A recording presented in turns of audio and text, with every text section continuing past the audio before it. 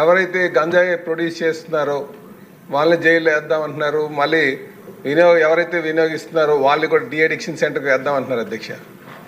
నేను అన్నది ఏంటంటే ప్రొడ్యూసర్ దగ్గర నుంచి ఎండ్ యూజర్ వరకు తీసుకొచ్చడానికి కొరియర్స్ ఉన్నారు.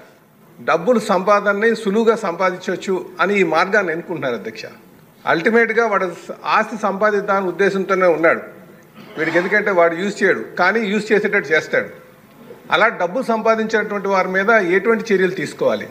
మీరు అందుకే నేను అన్నట్టే యూపీ గవర్నమెంట్ చాలా ప్రత్యేకమైనటువంటి చట్టం తీసుకొచ్చింది అధ్యక్ష. వాళ్ళ ఇల్లులు డిమాలిషన్ చేస్తున్నారు. మనం ఆస్తులు కాన్ఫిస్కేట్ చేస్తే తప్ప ఇలాంటి వాటిని కంట్రోల్ చేయలేం అధ్యక్ష. డీ అడిక్షన్ సెంటర్ పెట్టచ్చు, ఈగిల్స్ని పెట్టచ్చు. ఇప్పుడు అదే యంత్రాంగం ఉంది ఇక్కడ. గత 5 సంవత్సరాలుగా యంత్రాంగం ఉంది, కళ్ళు మూసుకొని కూర్చుంది.